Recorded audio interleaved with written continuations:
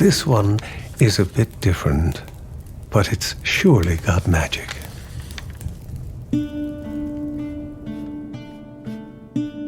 Brother and Sister.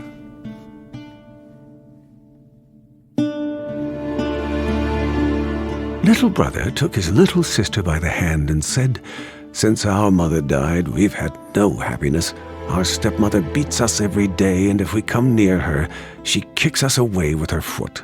Our meals are hard crusts of bread that are left over, and the little dog under the table is better off, for she often throws it a choice morsel. God pity us, if our mother only knew. Come, we will go forth together into the wide world." They walked the whole day over meadows, fields, and stony places, and when it rained, the little sister said, "Heaven and our hearts are weeping together." In the evening, they came to a large forest, and they were so weary with sorrow and hunger and the long walk that they lay down in a hollow tree and fell asleep. The next day, when they awoke, the sun was already high in the sky and shone down hot into the tree. Then the brother said, "Sister, I am thirsty. If I knew of a little brook, I would go and just take a drink. I think I hear one running."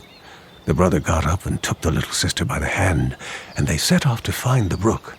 But the wicked stepmother was a witch, and had seen how the two children had gone away, and had crept after them secretly, as witches creep, and had bewitched all the brooks in the forest.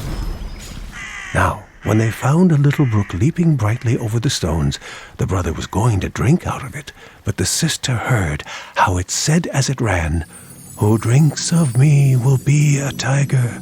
Who drinks of me will be a tiger." Then the sister cried, "Pray, dear brother, do not drink, or you will become a wild beast and tear me to pieces."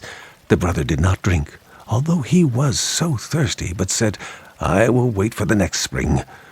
When they came to the next brook, the sister heard this also say, "Who drinks of me will be a wolf.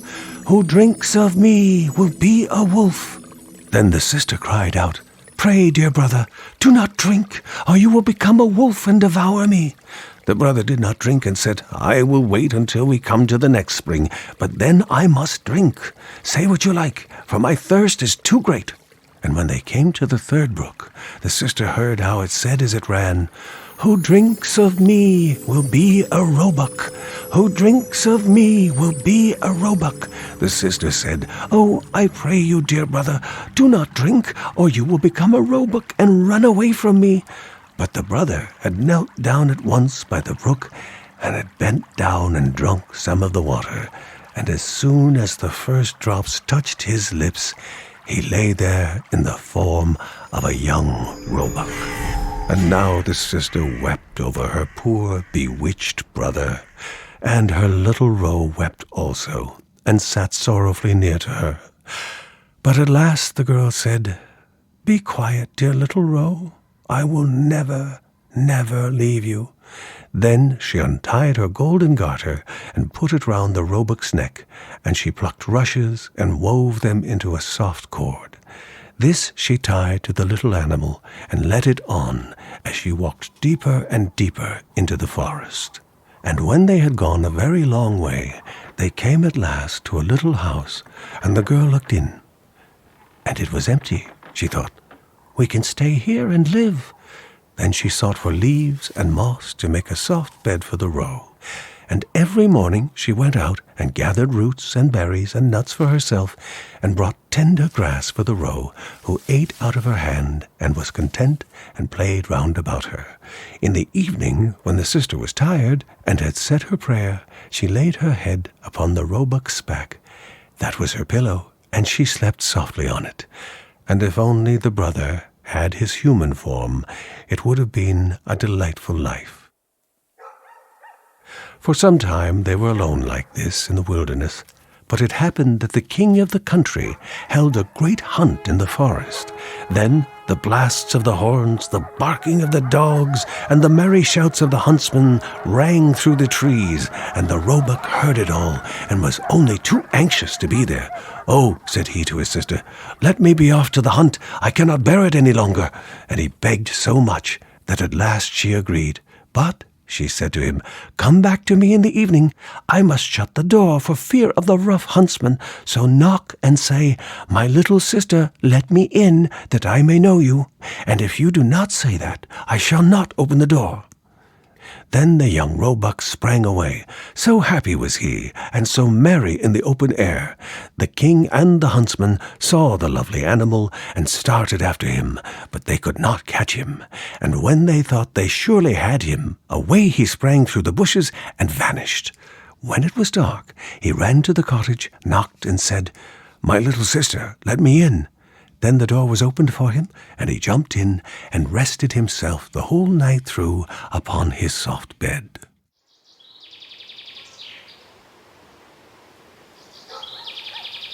The next day the hunt began again, and when the roebuck once more heard the bugle horn and the ho-ho of the huntsman, he had no peace, but said, "Sister, let me out, I must be off."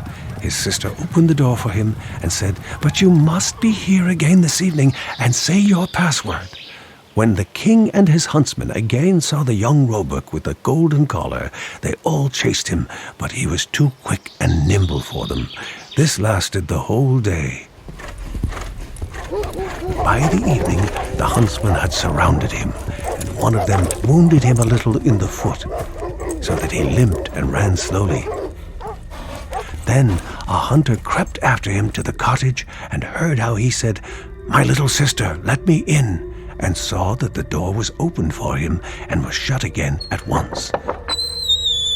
The huntsman took notice of it all and went to the king and told him what he had seen and heard. Then the king said, "Tomorrow we will hunt once more."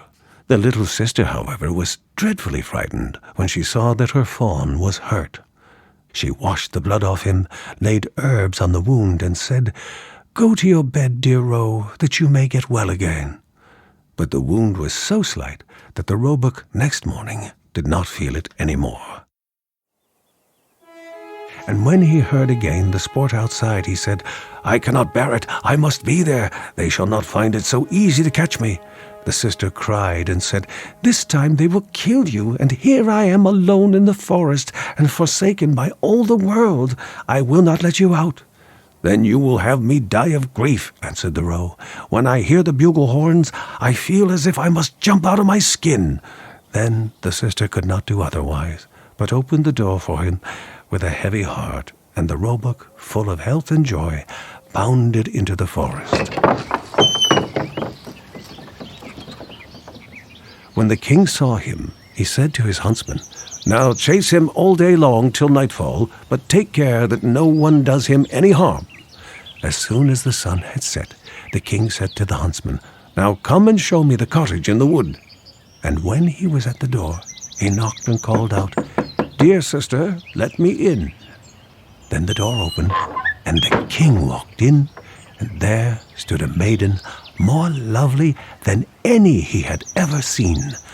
The maiden was frightened when she saw not her little roe, but a man come in who wore a golden crown upon his head. But the king looked kindly at her, stretched out his hand, and said, "Will you go with me to my palace and be my dear wife?" "Yes, indeed," answered the maiden, "but the little roe must go with me. I cannot leave him." The king said, "It shall stay with you as long as you live, and shall want nothing." Just then he came running in, and the little sister tied him with the cord of rushes, took it in her own hand, and went away with the king from the cottage. The king took the lovely maiden upon his horse and carried her to his palace, where the wedding was held with great pomp.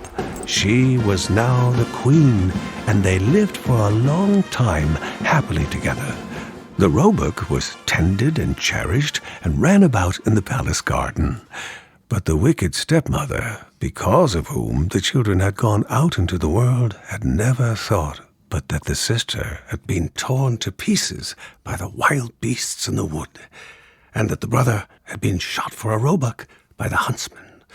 Now, when she heard that they were so happy and well off, envy and jealousy rose in her heart and left her no peace, and she thought of nothing but how she could bring them again to misfortune. Her own daughter, who was ugly as night, and had only one eye, reproached her and said, "A queen? That ought to have been my luck." "Just be quiet," answered the old woman, and comforted her by saying, "When the time comes, I shall be ready." As time went on, the queen had a pretty little boy, and it happened that the king was out hunting. So the old witch took the form of a chambermaid, went into the room where the queen lay, and said to her, "Come, the bath is ready. It will do you good and give you fresh strength. Make haste before it gets cold." Her daughter also was close by. So they carried the weakly queen into the bathroom and put her into the bath. Then they shut the door and ran away. But in the bathroom they had made a fire of such hellish heat that the beautiful young queen was soon suffocated.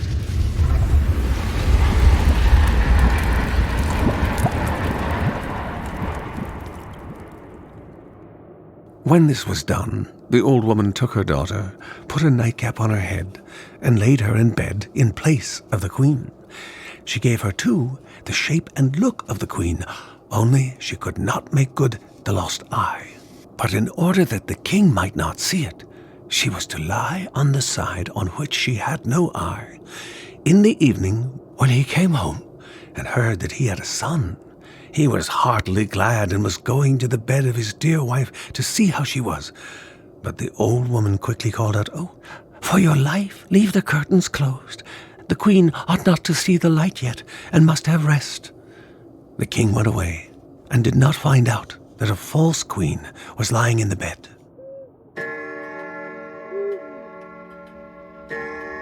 But at midnight, when all slept, the nurse, who was sitting in the nursery by the cradle, and who was the only person awake, saw the door open and the true queen walk in. She took the child out of the cradle, laid it on her arm, and suckled it.